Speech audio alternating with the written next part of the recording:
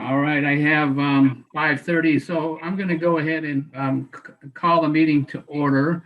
Before we get started, I'll go over the few standard boilerplate items. First is this virtual meeting is held in accordance with Public Act 254 of 2020.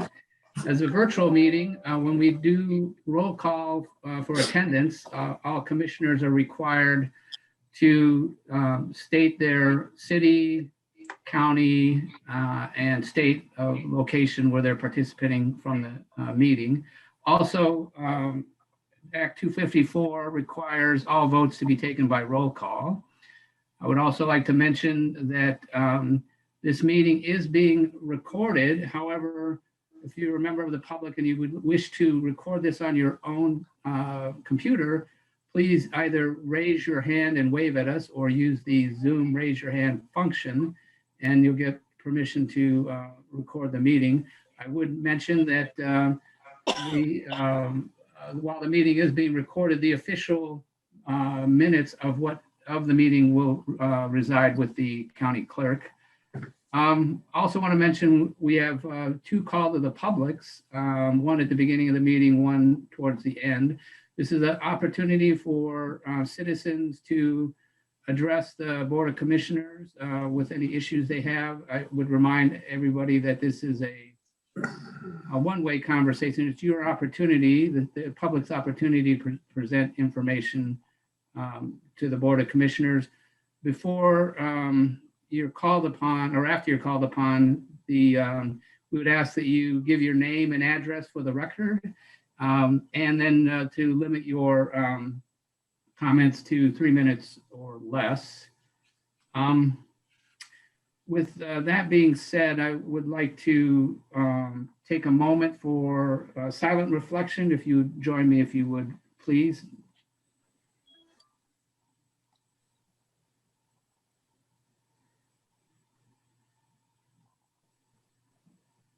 Thank you. Next on the agenda, if you would rise and join me in the Pledge of Allegiance, please. I pledge allegiance to the flag of the United States of America and to the republic for which it stands, one nation, under God, indivisible, with liberty and justice for all.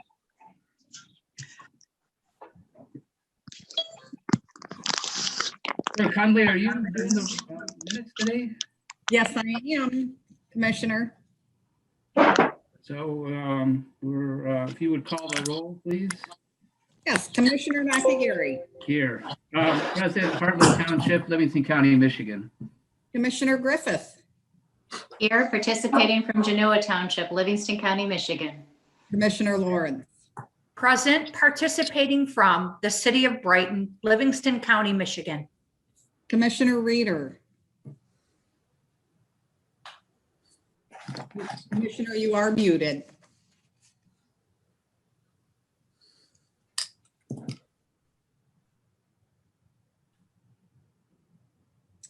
Not sure if we're having a problem with your volume, but I still don't hear you. I do show you unmuted though. Hear me now? Yes, much better. Participating from Deerfield Township, Livingston County, state of Michigan.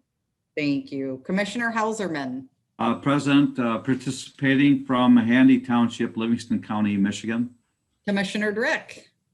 President, I'm located in Gulf Island, Pasco County, Florida, 78 degrees. Hey, Jack. Present from Marion Township, Livingston County, Michigan. I think we have 7 of those 78 degrees here. Yeah. Commissioner Gross. I'm sorry, who? Commissioner Gross. Oh, me. Participating from Green Oak Township, Livingston County, Michigan. Thank you. Commissioner Plank. Present, participating from Green Oak Township in Livingston County, Michigan. The quorum is present. Thank you. Item 5 on the agenda is correspondence. This evening, we have 4 pieces of correspondence, one from Antrim County, Alpena County, Kalkaska County, and Tuscola County. I am looking for a resolution to place on file. If If I could Move Gross. Support Support Griffith. Zajac. Motion by Commissioner Gross, support by Commissioner Griffith. Any discussion? Mr. Chairman, Commissioner Helserman. I would like to say just a little bit. I'm happy that people are making their voices known. I think it's been a positive sign that the governor seems to be reacting to some of the calls from the public, especially in the sports area, and opening of restaurants. And I hope that we don't have to, I hope sanity comes without us, asking for it. Thank you, Mr. Chair. Thank you, Commissioner Helserman. Anybody else? Seeing and hearing none, roll call, please, Clerk Hundley. Commissioner Gross, Yes. Commissioner Plank, Yes. Commissioner Lawrence, Yes. Commissioner Reader, Yes. Commissioner Nakagiri, Yes. Commissioner Helserman, Yes. Commissioner Drick, Yes. Commissioner Zajac, Yes. and Commissioner Griffith. Yes. Motion carries. Next up on the agenda is our first call to the public. Anybody wishing to address the Board of Commissioners tonight, if you would either use the Zoom raise your hand function or just raise your hand and wave at us. We'll call on you and you'll have 3 minutes after you give us your name and address. I thought I saw Mr. Pataki waving. His hand is up. Okay. So, Mr. Pataki will unmute you and there you go. Thank you, sir. Thank you, Commissioner Gary. Basically, I do not want to impose on your time and your business. Unfortunately, I still don't have a flu shot, neither does my wife, and neither do most of the seniors that I know. And can you hear me?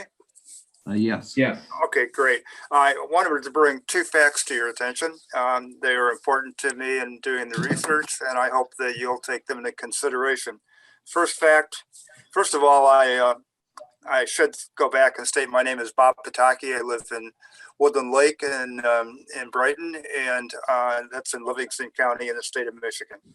The two facts that I'd like you to consider are one are that 90% of the deaths from COVID in Michigan, according to the website from the state, are 60 plus age group. That's 90% of the deaths are above 60 years old.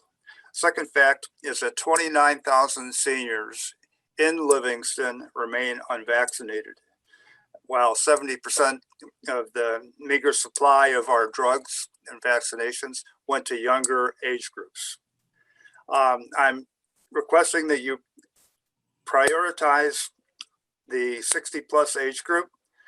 Facts, logic, science tells us that death is the worst outcome and that the 60 plus age group suffers 90% of the deaths. The logic is fairly simple. Please prioritize the 29,000 Livingston seniors most at risk. Thank you. Thank you, Mr. Pataki. Is there anybody else that wishes to address the Board of Commissioners?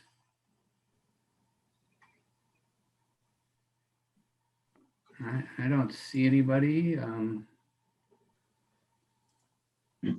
I don't either. So I will go ahead and close the first call to the public. And just a reminder, we do have a second call to the public towards the end of the meeting. Next up on the agenda, item number 7 is approval of the minutes. There are 2 sets of minutes dated January 25th, 2021, and then minutes of the meeting on February 3rd, 2021. Is there a motion to approve the minutes? Motion by Lawrence to approve both sets. Support by Plank to approve both sets. Motion by Commissioner Lawrence, support by Commissioner Plank. Any discussion, deletions, additions, corrections? Hearing and seeing none. Clerk Huntley, roll call, please. Commissioner Lawrence, Yes. Commissioner Reader, Yes. Commissioner Nakagiri, Yes. Commissioner Helserman, Yes. Commissioner Drick, Yes. Commissioner Zajac, Yes. Commissioner Griffith, Yes. Commissioner Gross, Yes. Commissioner Plank. Yes. Motion carries. Thank you. Item number 8 on the agenda, tabled items. There are no tabled items from previous meeting, so we'll move on to item number 9, which is approval of the agenda. Is there a motion to approve the agenda? Motion to approve agenda, Griffith? Support Zajac. Motion by Commissioner Griffith, support by Commissioner Zajac. Any discussion? Hearing and seeing none. Clerk Hunley, roll call, please. Commissioner Griffith, Yes. Commissioner Gross, Yes. Commissioner Plank, Yes. Commissioner Lawrence, Yes. Commissioner Reader, Yes.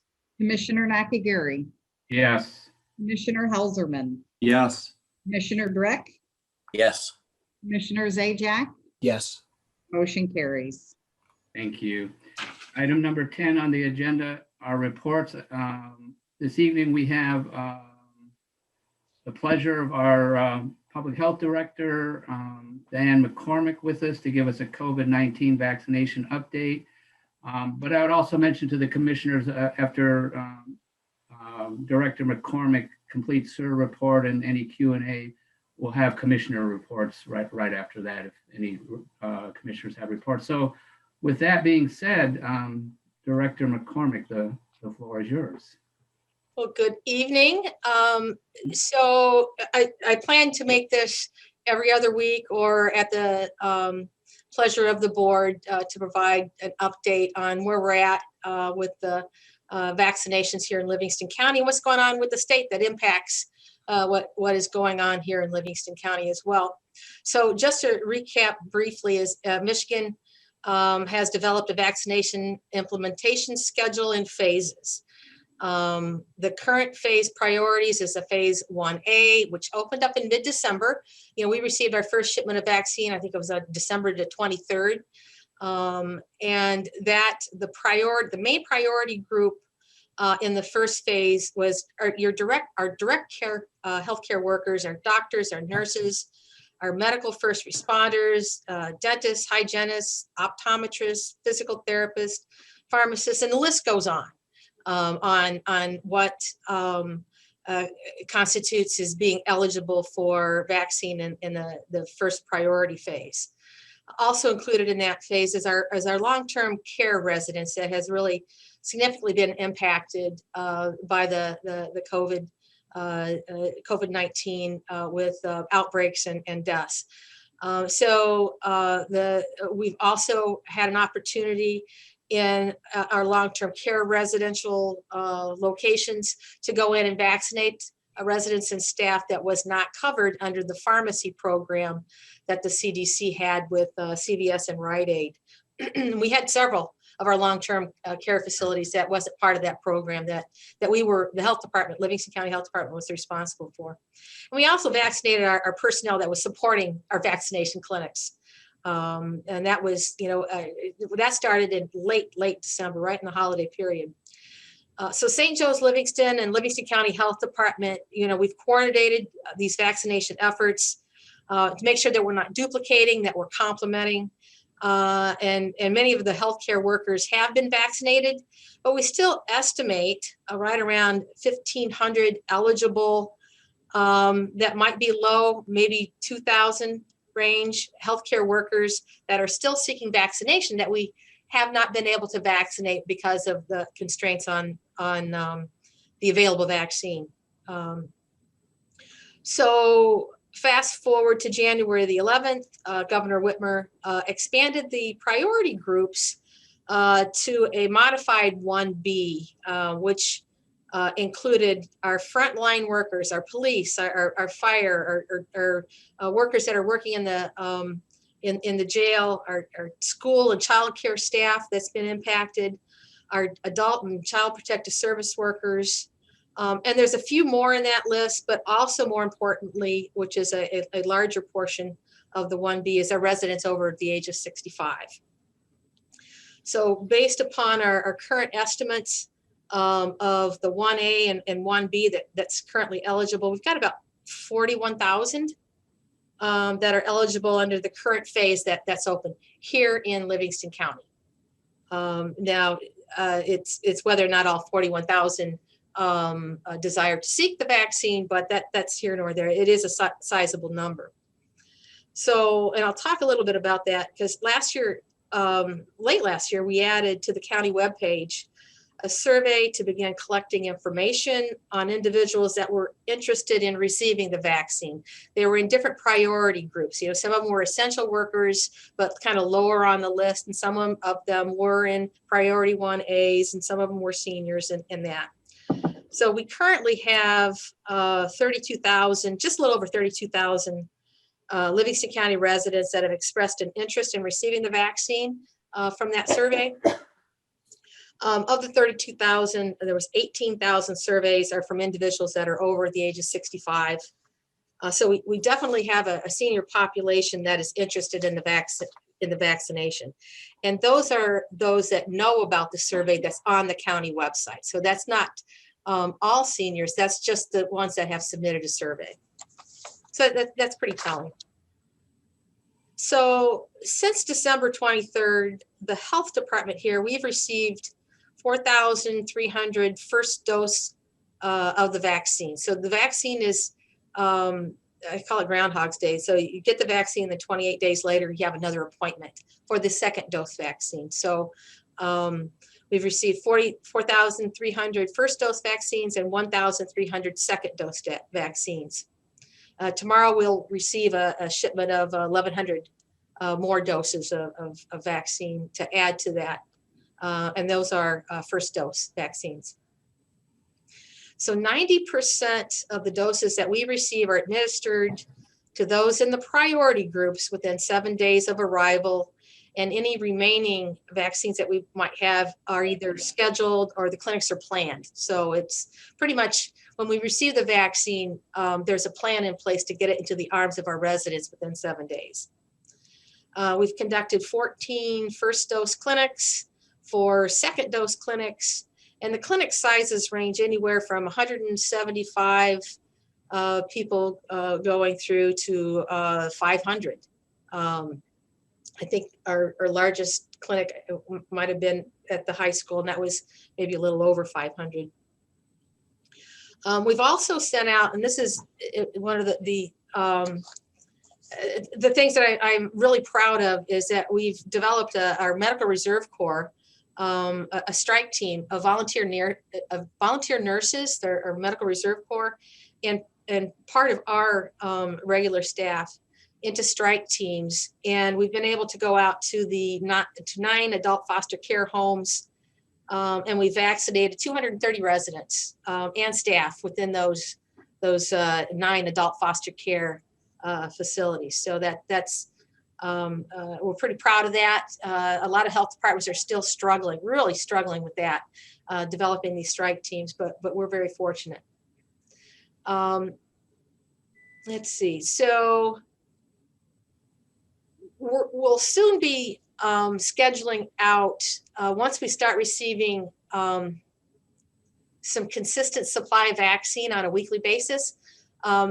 We do have a list of people that are interested in getting vaccinated in the priority groups. So we will soon be looking at scheduling out 3 weeks in advance. So instead of the weekly, filling up the schedules, we're going to dig down into the list and start scheduling those out on every 3 weeks. So that will also help in knowing that you have a vaccine scheduled in 3 weeks and what the date might be. So look forward to that. Some of the initiatives we're working with, I called up Mark Robinson with Livingston Catholic Charities. He agreed to assist us with our efforts and coordinating with Area Agency on Aging, AAA1B, and also the Meals on Wheels and the senior centers to begin identifying our homebound seniors. We got many seniors out there that are homebound. They're isolated. They're depressed. They can't get out. They haven't been able to go to their families' homes for Christmas and Thanksgiving. So we're attempting to identify who our homebound seniors are, and we'll be allocating part of the vaccine to the strike teams and going out and vaccinating it in the individual's home. So we're one of a few counties, a handful, there might be 4 counties right now that are looking at developing those strike teams, and we're ahead of the game there, and we're ready to get that implemented. We continue to partner with Meijer, and that's an important partnership to assist with in vaccination of our, especially we're targeting our senior residents. So they will continue to assist us in those efforts.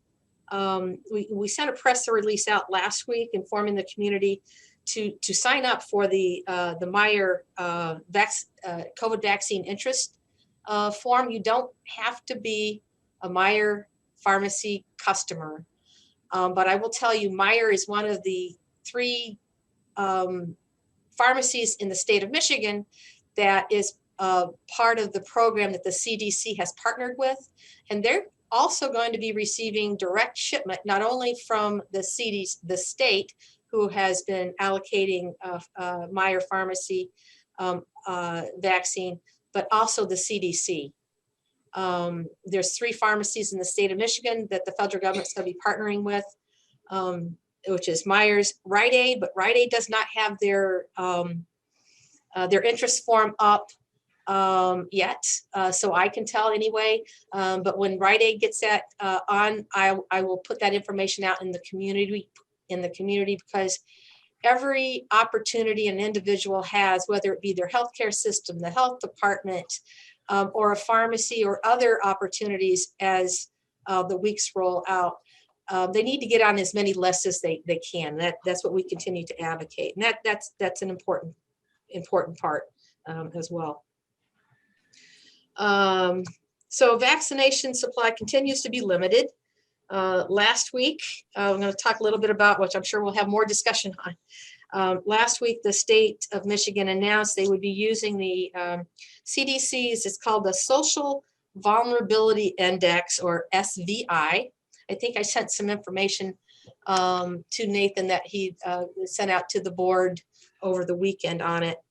It's the state's prioritization for distribution of the COVID-19 vaccine to health systems and local health departments.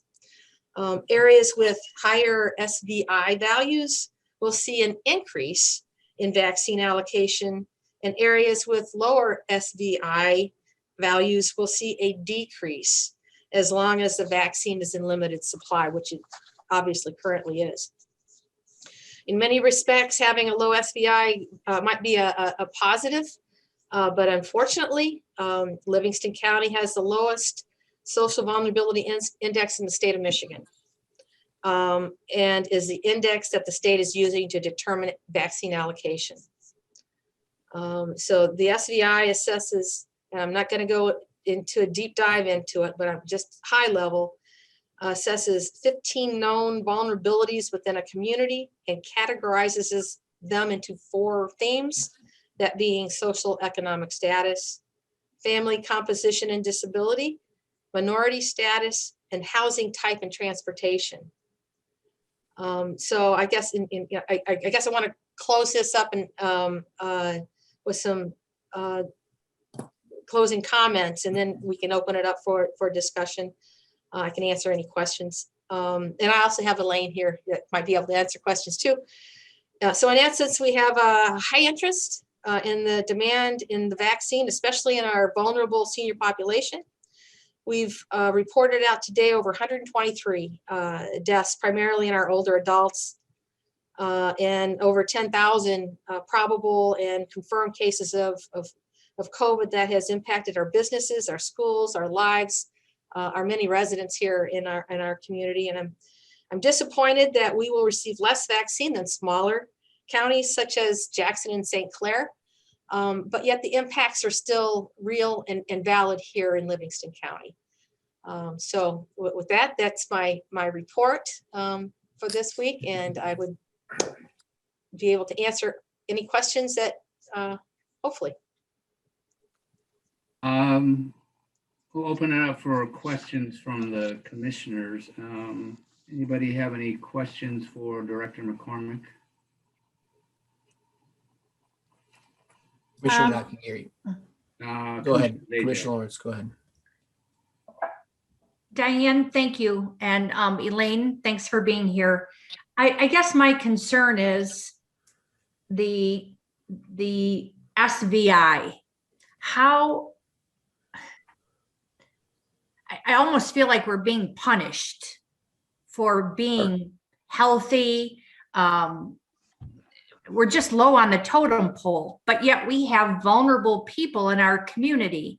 Mr. Pataki, who writes on a pretty regular basis, and he wants his vaccination along with his neighbors. What can we do? How does it become more fair, the distribution? I mean, that's a valid question, Kate. I've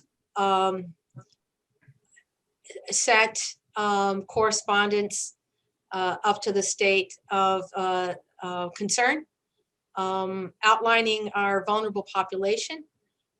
We also, if looking at the positivity rate, our positivity rate is above the state right now. And I outlined, a few, I feel, valid concerns and points, and I'm requested some dialogue with the state to see how we can advocate for additional vaccine to assist, especially when we're putting together our strike team. We have our vulnerable population. We still have a fair amount in the 1A that's the first priority that came out that still hasn't been vaccinated. And when you open it up and then you reduce the amount of vaccine, at least give us more vaccine to vaccinate the 1A population, get them done so we can concentrate down. So I hope I answered your question, but you did. I wish there was something that we could do. And I'm open to any suggestions on what any one of us can do. But thank you. Any other commissioners with questions or comments? Commissioner Drick has his hand up. Thank you. I've been reading on this, and in the nation of England, they have a mandatory program to pass out vitamin D3 to all the people because of this COVID-19. Is there, Diane, is there any money in your budget to put vitamin D3 to work in the meantime until we get vaccines? And if there isn't any money in your budget, I'd be willing to be the first person to write a check for $2,000 so you can buy some vitamin D3 and pass it out. Thank you. I'm not quite sure how to respond, Commissioner Trick. Is it in your budget? Can you buy vitamins and pass it out? I think our budget is looking at our strategy to vaccinate the residents of Livingston County, and that's the priority for the funding that's coming in, is the staffing and standing up the clinics to get us vaccinated. Kate wondered what else could be done. So if you find you can pass out the D3, tell me, I'll get you the check. Perhaps Director McCormick, you might chat with Dr. Marquez, and I'm not sure what CDC guidelines are with respect to D3, but anyway. Other questions, comments from commissioners? Commissioner Zajac. Thank you, Mr. Chair. Thank you, Director McCormick, for all your work. I've been glad to hear the updates, and I know you and your team are working hard despite our limited resources from the state with regard to the vaccine. On the SVI, I've done some digging around and I can't seem to track down, what the metrics are that go to these different quote known vulnerabilities. So my question is, do you know what the metrics are? Has that been provided in any regard to the county? And also I'm interested in if you know the answer to who it was or what group it was that determined what these quote known vulnerabilities are. That came out of the Center for Disease Control, and the information that was sent to you, there was links to the social vulnerability index and how it was determined from the federal level. Regarding the formula, also part of the information, I believe that Nathan sent on had the formula and the breakdown of the numbers that the state was using to determine for each community what the number was. So I believe you already sent it, but if you haven't received that, I can send that on to you. No, I do have it. I'm just trying to understand what the inputs are. I mean, I know the inputs in terms of the 15 vulnerability sections, but I'm trying to understand what that information is specifically that is used to calculate. And you might not have the answer now, and we can talk offline. But I just want to know if you have that kind of access to this information, or if we're stuck with just what is being passed down from the state to us. That's all that I have received. And I think a lot also has to determine on how much vaccine is going to be distributed that particular week. Okay. How that's going to be calculated. Is it 100,000? Is it 200,000? And then working it into the formula that they provided. Commissioner Zajac, if I could interject a comment. I've spent a fair portion of my weekend drilling into this whole issue because I'm frankly appalled. And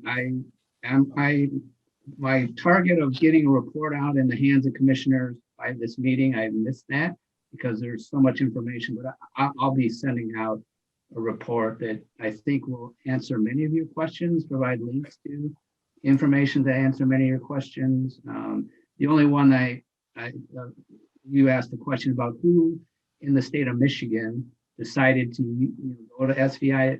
I don't know that, and I'm not sure if Director McCormick knows that. Okay. You, Director McCormick? I believe it's coming out of the immunization section in consultation with Dr. Caldoun and some of the other epidemiologists up at the state. All right, thank you. Any other questions, comments, Commissioner Zajac? No, thank you, Mr. Chair. Other commissioners, Commissioner Plank. In listening to this, my husband isn't in the vulnerable group at all, but he went to the doctors for just a wellness checkup here in Livingston County, and his doctor said, "Would you like me to give you the vaccine shot?" And he said, "No, I'm going to pass on that." But I was really surprised when he came home and told me that, knowing that we have this shortage in trying to get the vaccine out to our residents, that just going to the doctor for a wellness check, he was offered the shot. Does that mean that the hospitals or the doctors here in Livingston County have more doses than we are just getting in your group, Diane? I'm just kind of curious. Well, the healthcare systems are also receiving vaccine, and they distribute vaccine out. They should be concentrating those in the priority groups and sticking with the priority groups, especially those with comorbidities and with the age of 65 and above. There has been some concern that I have has been expressed with some health systems that have vaccinated outside of the parameters, which is very concerning when you're not on a level playing field, obviously. We've also had many health systems, and I don't know the extent of it, but I do know that it's significant, that have used second doses. They have transferred those into first doses.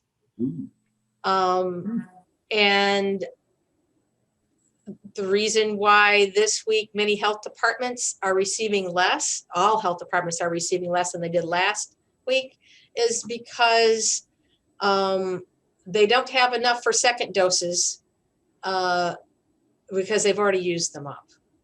And that's many hospital systems. I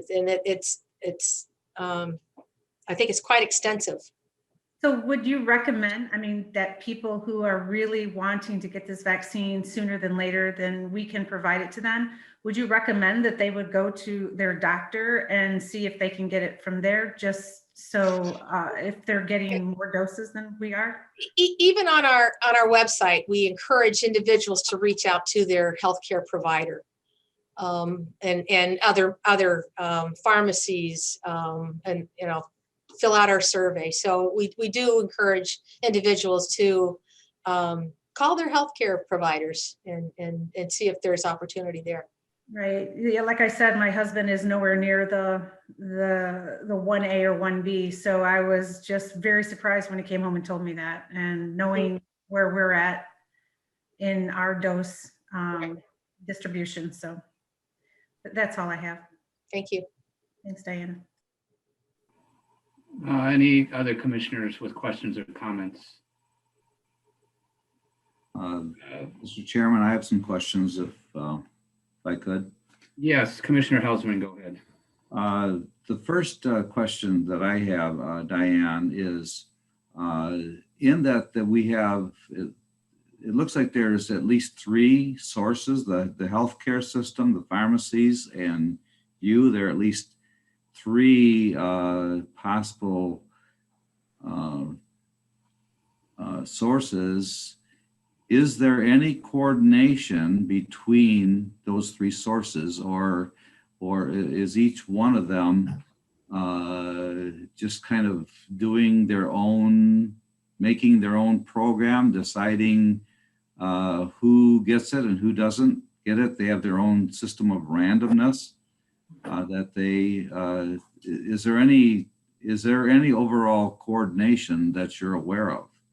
Right now, we're coordinating with Livingston County St. Joe's Hospital in vaccinating the 1A population. And we're also coordinating with Meyer Pharmacy as well. Right now, there's no other opportunities for pharmacies to begin vaccinating. And when that does occur, we will be in dialogue with all of the providers that will be receiving the vaccine. The hospital systems like the Michigan Medicines, the Henry Fords, they have opportunity to redistribute, just as we do. The health department does to the Livingston St. Joe's Hospital, to Meyer Pharmacy, because they're on a provider list, of an acceptable provider list.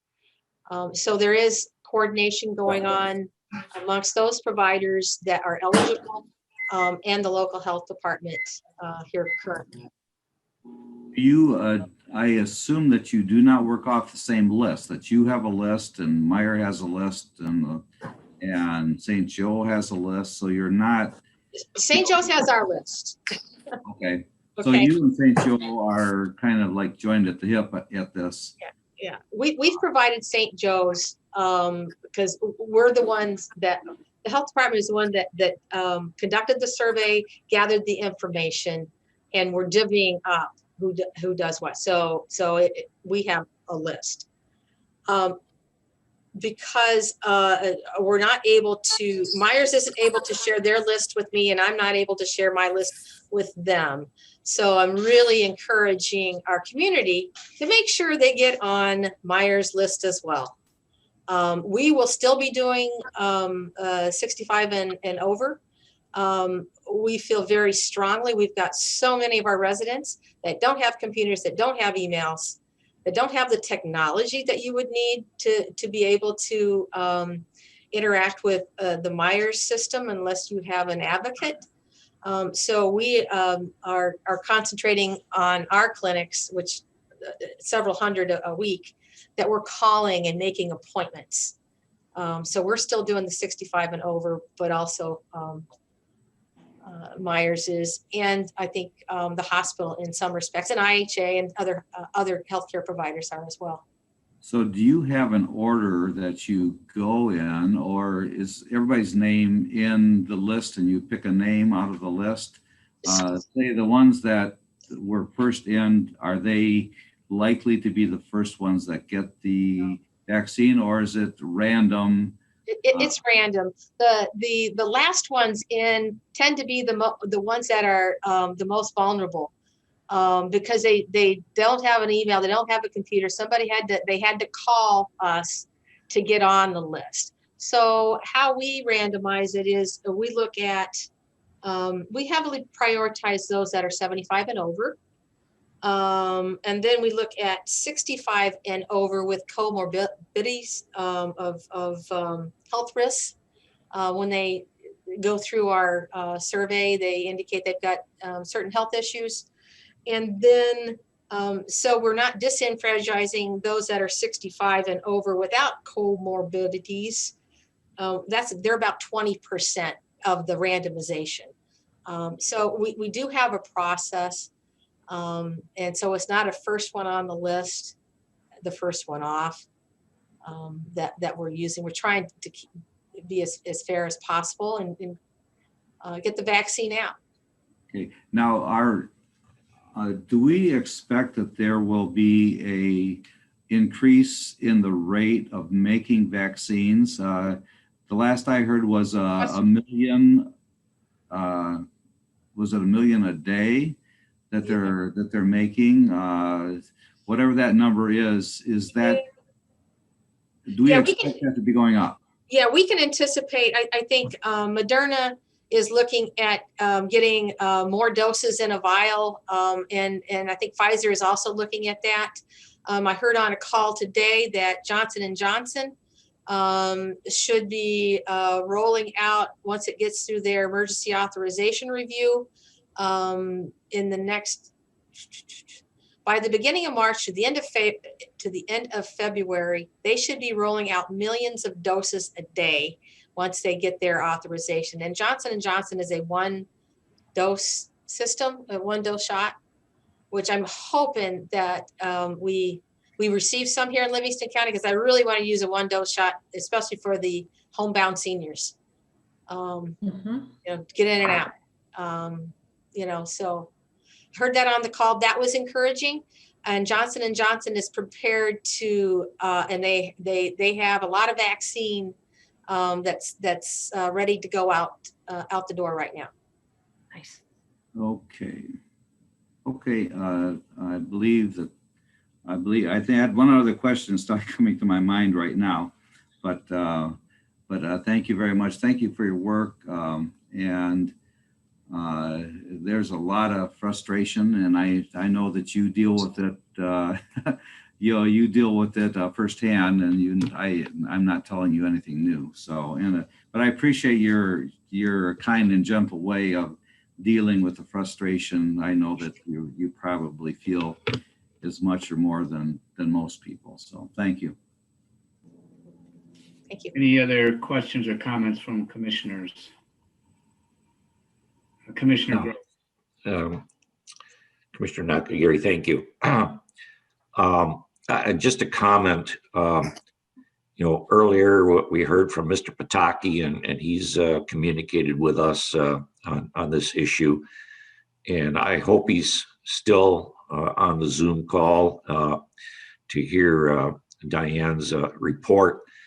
And I would like him to realize or understand that we share his concerns, and possibly even more so than his immediate concerns. I mean, we're looking at thousands of people, and apparently, because of this SVI index, we're at the bottom of the totem pole, which is not a good situation. And I don't know if there's anything at all that we can do. One thought I had was possibly we could reach out to Congresswoman Slotkin's office to see if she could help us. I saw on the list of attendees that her representative, Mona Shad, is participating in the Zoom call. Aside from that, it appears as though there's not a heck of a lot we can do. Thank you. Any other commissioners who haven't spoke to this issue? I've got a couple things, actually more than a couple things. As I said before, this is just appalling to me that, it's been pounded into my head, the vulnerabilities of people, senior citizens, elderly, 65 and above. In my mind, a good way to allocate doses of vaccine would be to look at every county and see how many people they have 65 and older, and then you do it proportionally based on 65 and older. That's how I would do it if this were my decision, but it's not. So what I've done is I've looked at some data that's available from the state of Michigan. This is all publicly available data. I'm going to make these statements based on publicly available documents and data. So at the end of January 31st of 2021, the state of Michigan had shipped out about 1.3 million doses to counties. And in those counties, there were 1.6 million people 65 and older. So that equates to about 0.8 vaccines per person of 65 and older. In Livingston County, we have almost 30,000 people, citizens 65 and older. If you took that 0.8 of a vaccine per person, our fair share would be 24,000 doses. In fact, we had 7,300 doses. So we are short of our fair share by 16,710 doses based on my analysis of the data that has been provided by the state of Michigan. So this social vulnerability index, Livingston County is, ranks 83rd of 83 counties. We are on the short end of the stick. Our citizens are on the short end of the stick. The citizens that are prioritized by this index, and this kind of gets to Commissioner Zajak's question about, what are these 15 variables and how is this number calculated? Well, like I said, I'm going to be writing reports so everybody will have a more detailed understanding. But tonight I want to make the point that you get more points in your county in terms of priority if you have non-citizens. Non-citizens are prioritized. Transient, as in incarcerated folks, are prioritized. If you, the state of Michigan is wants to give priority to those that are involved with syringe service programs. I thought, what is a syringe service program?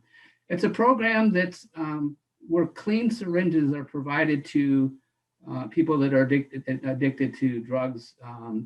And so those people have boost your priority.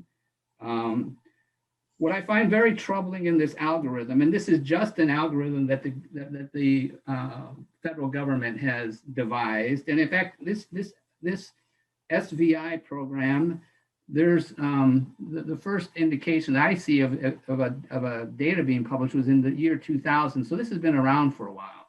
This is nothing new. This is the first time I've heard of it, but it is not new.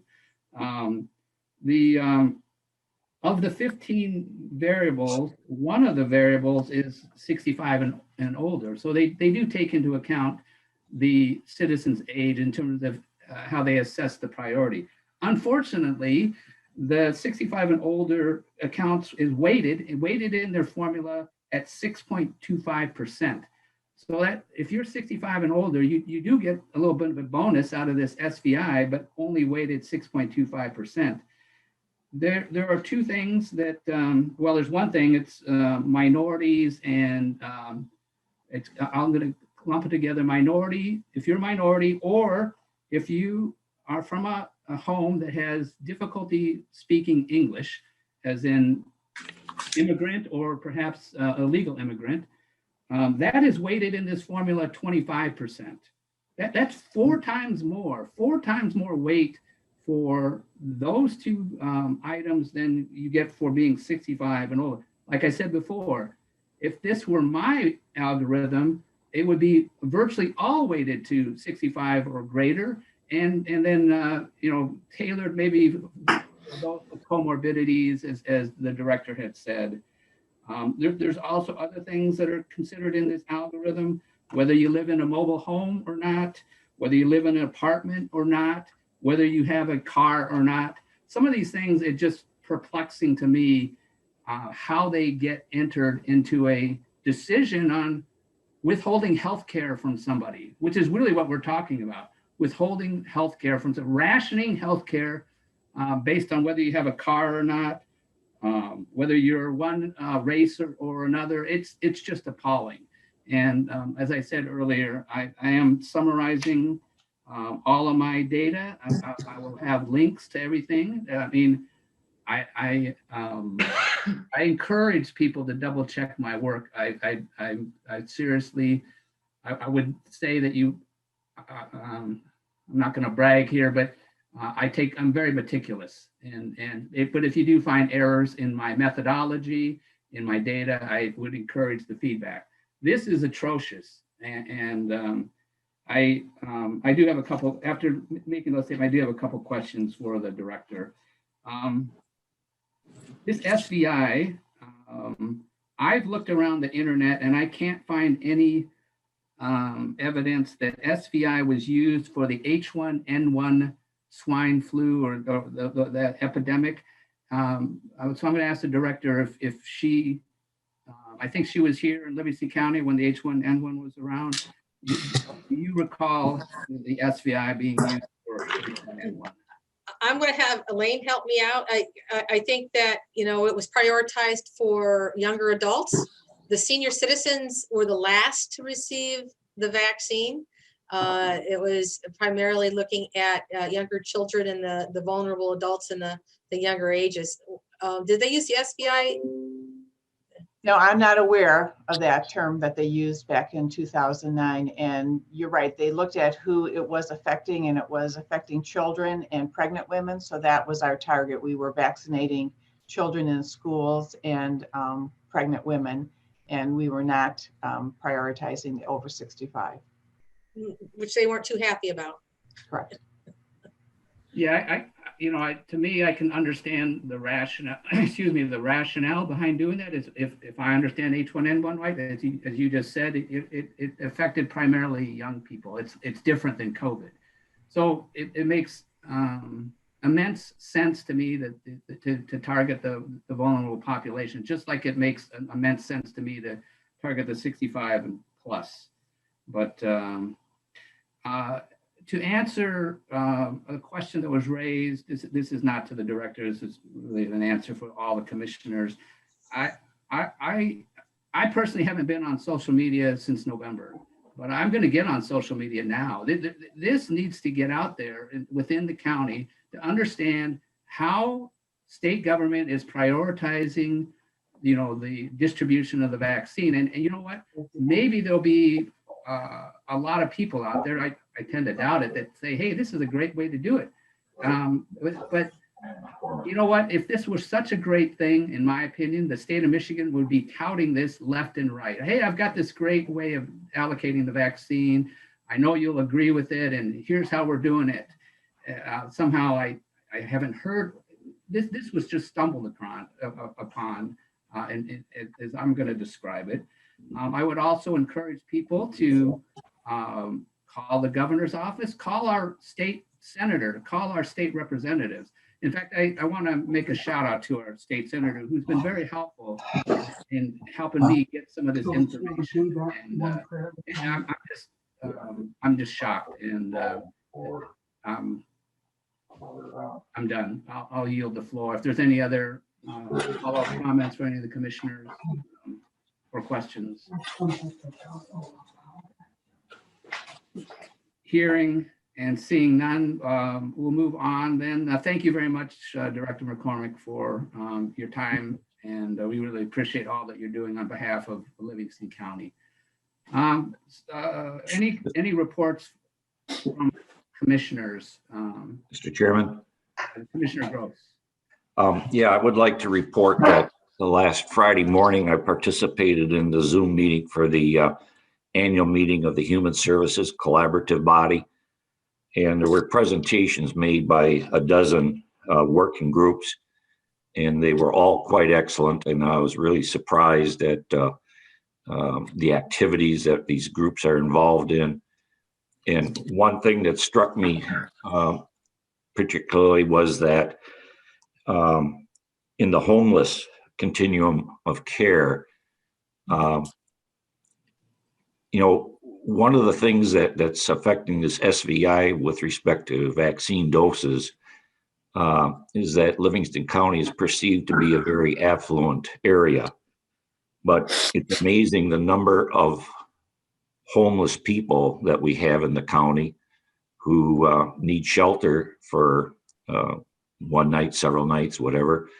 And also the numbers of families and individuals who are facing eviction because of their situation in the pandemic. And so it was difficult for me to reconcile that information with what I've just heard regarding the SVI metrics. But anyway, it was a very good experience, and I appreciate your appointing me to be the county representative to that organization. Thank you. Thank you, Commissioner Gross. Any other commissioners with reports tonight? Mr. Chair, I have a report. Every month I've given a summary of what I've found about the number of COVID cases in Livingston County, and I'd just like to share that. This is kind of an update of what I'd shared before. Just for your information, and after the meeting, I will send each of you a copy of it. So, if I could. Will you be sharing your screen, Commissioner Helserman? Yes, if I could.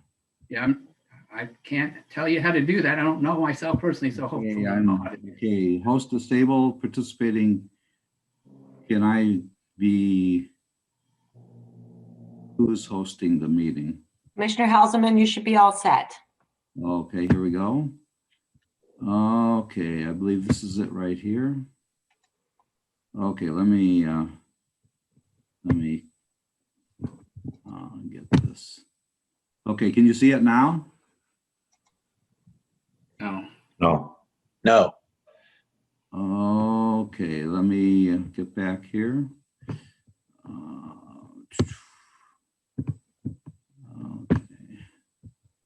Okay, that is the one that I want to share. There, can you see it now? It's coming up. Yes. Okay. There we go. Okay, this is the stats that I've been keeping track of. I visit like once a month or twice a month, and I update my list. This is from you can access this information from the Livingston County website.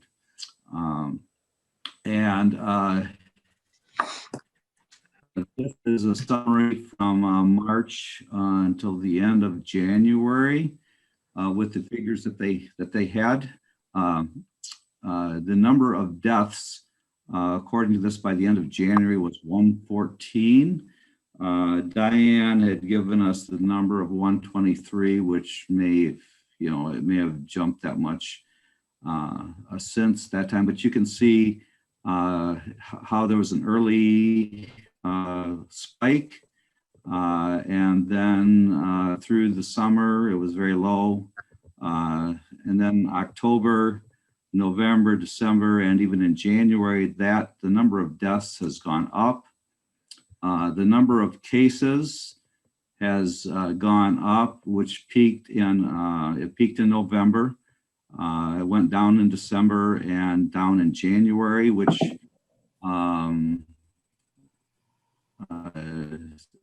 I don't know what if we say that there wasn't very much of a spike from Thanksgiving, which would have shown in December, or a spike from Christmas, which would have shown in January here.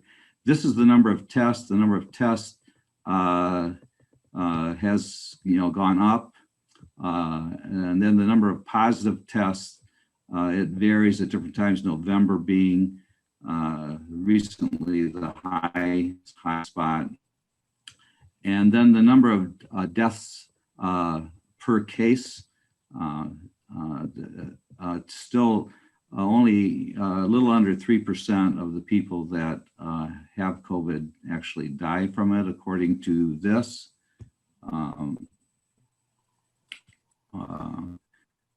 Then the number of total cases, the total of each one of those columns, and the overall percentage, and overall percentage of deaths.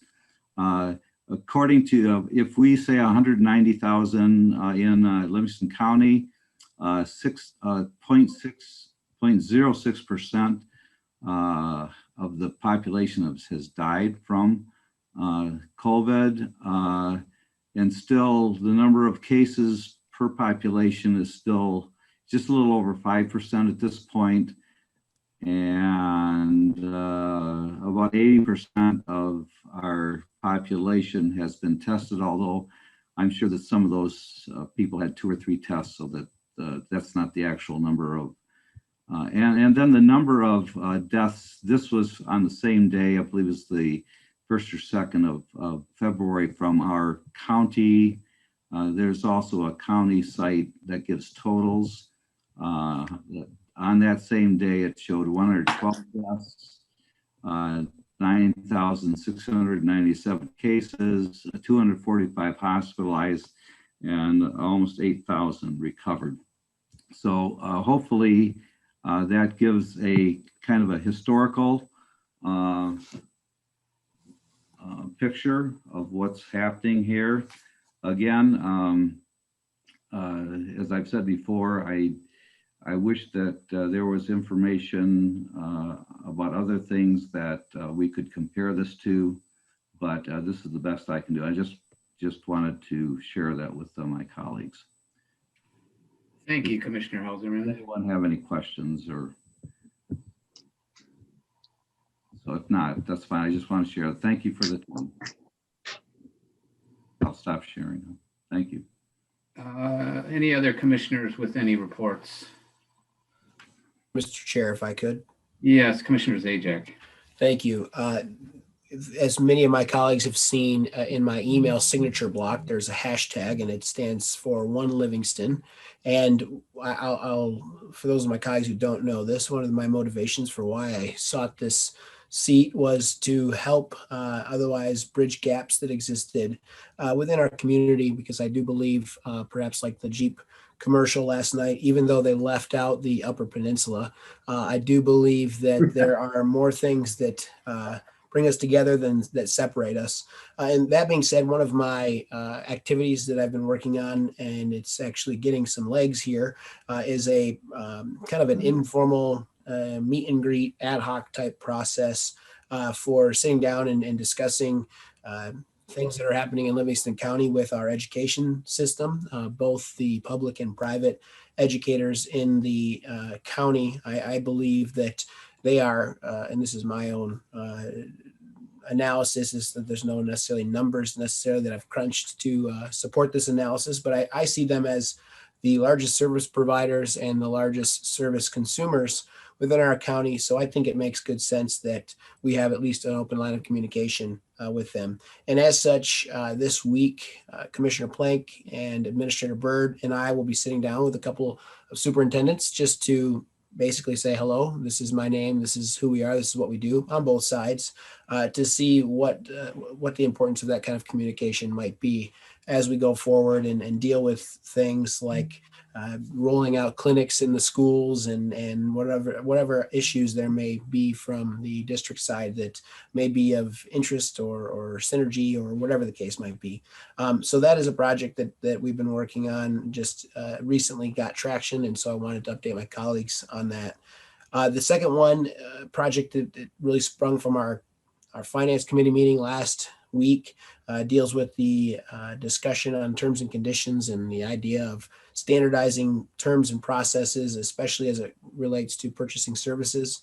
So I started a conversation with Administrator Byrd, as well as there's been at least an introductory email to our attorneys to start to discuss what that might look like to ease the burden on our directors, as well as simplify the process perhaps for us commissioners as we are reviewing changes to contractual terms in order to not let things slide through the crack. Not that I've seen that occur, but I think that's always an opportunity to input process to streamline things.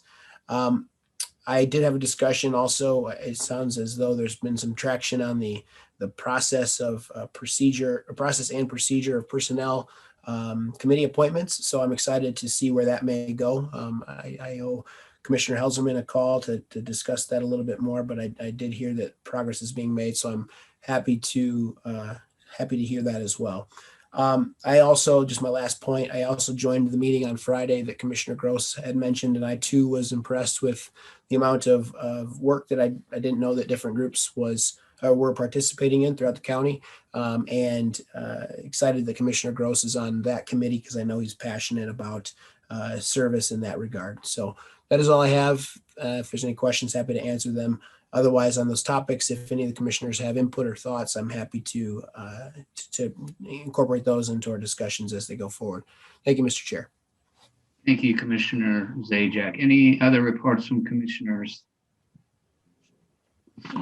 Hearing and seeing none, we'll close the reports and move on to item number 11 on the agenda, which is approval of the consent agenda item. So I'm looking for a motion to approve the consent agenda. So moved, Gross. Second, Drake.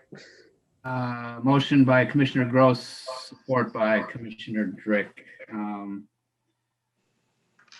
Any discussion?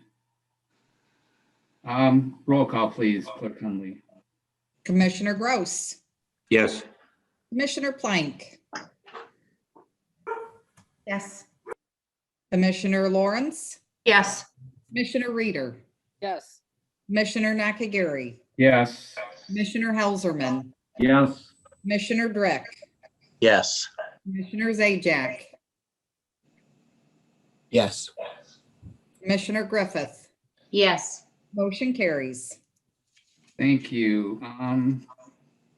There are no resolutions for consideration, so we'll move on to item 13, which is our second and final call to the public. If there are any citizens wishing to address the board, please use the Zoom raise your hand function or raise your hand. When you're called upon, please give your name and address. And just as a reminder, you'll have a maximum of 3 minutes. I see one hand raised, Trustee Schumacher. Thank you, Mr. Chairman. I just wanted to second everything that you said about the COVID information that you were being able to find, and I would appreciate if you could send that information to me. I would love to share that with our township board.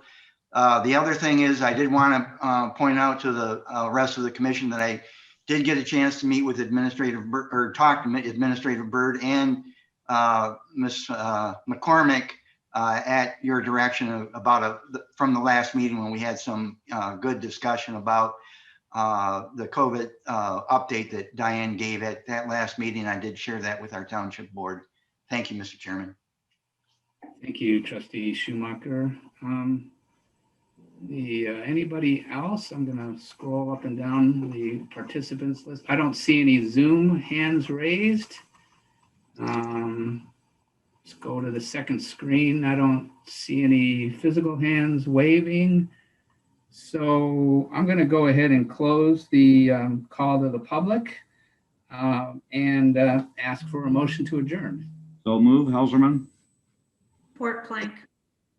Motion by Commissioner Helserman, supported by Commissioner Plank. Clerk Hunley, roll call, please. Commissioner Helserman, Yes. Commissioner Dreck, Yes. Commissioner Zajac, Yes. Commissioner Griffith, Yes. Commissioner Gross, Yes. Commissioner Plank, Yes.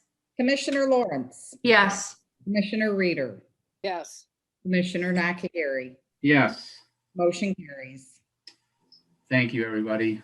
Thank you. Good night. Thank you. Have a good night. Have a good night. Thank you for joining us.